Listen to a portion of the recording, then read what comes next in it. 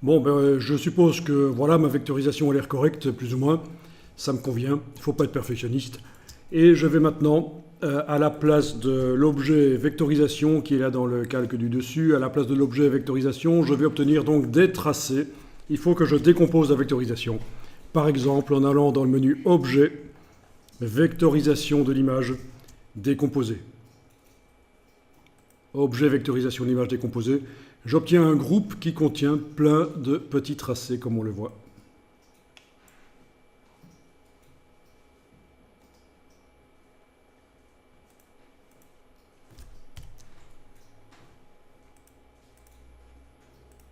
Il y a plein de petits éléments là-dedans, oui.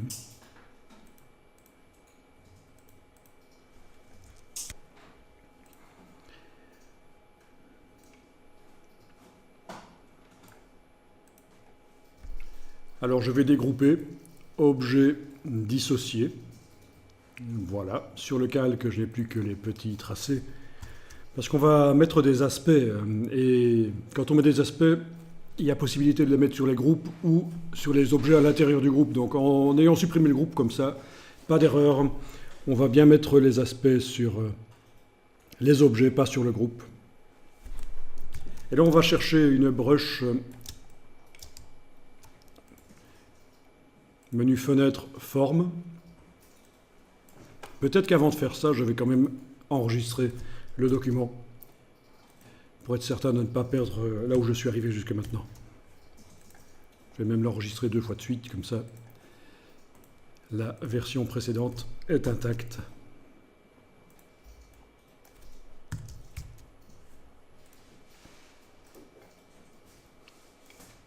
Voilà, vous avez des brushes qui sont là. Alors il y a les brushes procédurales, basiques, infographiques on pourrait dire. Vous avez des brushes qui sont des captures de vecteurs qui est un peu plus expressifs, ce qu'on appelle les brushes artistiques. Vous avez d'autres types de brushes, brushes de motifs. Alors on va aller chercher les brushes artistiques et on va tester ça sur l'objet ici. Donc dans le bas à gauche de la palette des formes, vous avez la bibliothèque des brushes. Vous allez chercher artistique et on va essayer créer fusain par exemple.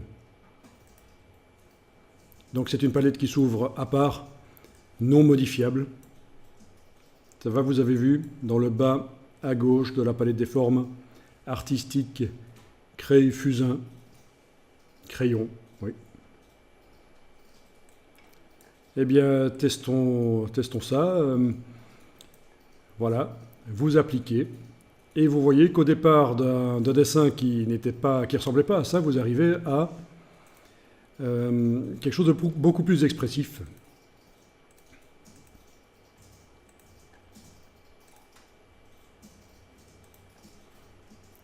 Alors on va essayer de trouver un qui paraît sympa. Apparemment, créer griffonnage, moi ça me plaît bien. Celle-là.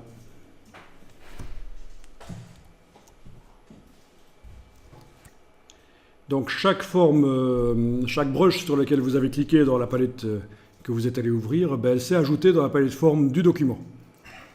Elle s'est ajoutée dans la palette forme du document, et donc la brush qui m'intéresse ici, c'est bien celle-là, la dernière.